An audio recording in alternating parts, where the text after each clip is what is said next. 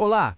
Vamos dar uma olhada nos resultados da B3 para o terceiro trimestre de 2025. E olha, é uma história que parece uma moeda de duas faces, sabe? De um lado, a gente vê o negócio principal ali enfrentando alguns desafios, mas do outro, tem umas áreas novas mostrando uma força impressionante. Bora mergulhar nessa dinâmica para entender o que está acontecendo. Então, para começar, vamos direto para os números principais, porque eles já pintam bem esse quadro, essa dualidade do resultado do trimestre. O lucro líquido recorrente da B3 chegou a 1.260 bilhões de reais. É um número bem sólido que, aliás, acabou vindo até acima do que o mercado esperava, mesmo com todo o cenário desafiador. E aqui nesses números, a gente vê bem essa história dos dois lados. É verdade, o lucro caiu um pouquinho, coisa de 1,7% se a gente comparar com o trimestre passado. Mas, se olharmos para o mesmo período do ano anterior, aí teve um crescimento de 2,6%. Essa dualidade, esse sobe aqui, desce ali, é a chave para a gente entender o momento da B3 agora. Ok, vamos então analisar o primeiro lado dessa moeda, que é o lado mais desafiador. A gente vai ver a pressão que o principal negócio da B3, a negociação de ações e derivativos, está sofrendo. E para entender esse desafio, a gente precisa falar de uma sigla, ADTV. Simplificando, isso é o volume médio de negociação diária. Pensa nele como o pulso do mercado, sabe? É um indicador super importante para medir a saúde e atividade da bolsa. E este slide mostra bem o tamanho do desafio. O ADV, o volume de ações, caiu 6,5% em relação ao ano passado. O que isso reflete? Bom, o cenário de juros ainda altos, uma certa incerteza fiscal, tudo isso faz com que os investidores, principalmente os locais, fiquem mais na deles, mais cautelosos. E essa história não foi diferente no mercado de derivativos, não. A gente viu uma queda bem notável no número de contratos negociados, seguindo exatamente a mesma tendência de um apetite menor a risco.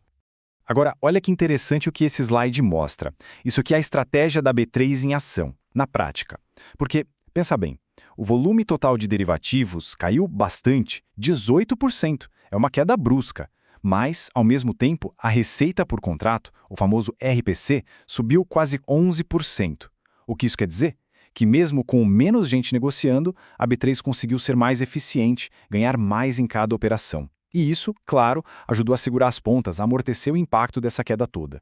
Pois é, agora vamos virar a moeda. Vamos olhar para o lado positivo, que é onde a estratégia de diversificação de negócios da B3 está brilhando, mostrando claramente o seu valor.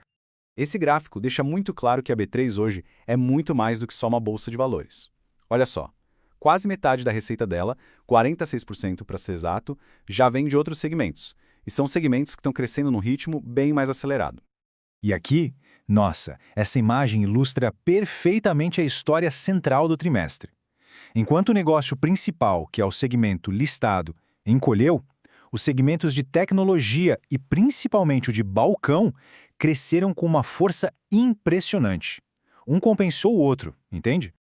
Mas, afinal, o que está por trás desse sucesso todo? Bom, no balcão foi a alta demanda por renda fixa, em tecnologia, a busca por dados e soluções digitais. E na parte de infraestrutura para financiamentos, foi o aumento no registro de financiamentos de veículos, cada um com seu motorzinho. Ok, com essa foto bem clara do presente, vamos tentar olhar um pouco para frente. O que pode moldar o desempenho da B3 nos próximos trimestres? O que tem no horizonte? A grande pergunta que fica no ar, que o mercado todo se faz é: o que poderia dar aquele empurrão, sabe? O que poderia reacender o crescimento no mercado de ações e trazer de volta o otimismo dos investidores? Bom, olhando para frente, as oportunidades incluem, por exemplo, o ciclo eleitoral de 2026, que pode atrair capital gringo. Já do lado dos riscos, tem a chegada de novos concorrentes e, claro, a continuidade desse cenário macroeconômico desafiador aqui no Brasil. E essa citação do relatório da analista reforça exatamente este ponto. O cenário político e econômico vai ser fundamental para o futuro da B3. Ele tem o potencial de destravar bastante valor. Certo. Então, depois de colocar na balança os desafios de um lado e os motores de crescimento do outro, qual é a conclusão? Qual é o veredito final dos analistas? A recomendação da Genial Investimentos é bem direta: compra. Mesmo com os desafios que a gente viu no curto prazo, a tese de investimento na empresa continua de pé. E um ponto crucial por trás dessa recomendação é o valuation, ou seja, o preço da ação. A B3 está sendo negociada a um múltiplo de 14,8 vezes o lucro que se espera para 2025.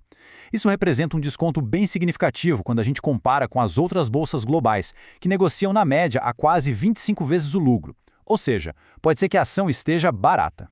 Para resumir a tese de investimento em 3 passos bem simples. Primeiro, a diversificação está funcionando. Ponto.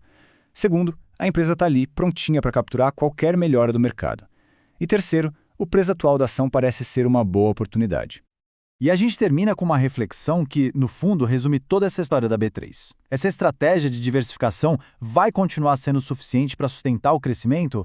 Ou será que, para a companhia brilhar de verdade, ela depende fundamentalmente de uma forte recuperação do seu mercado principal? Uma boa pergunta para se ter em mente.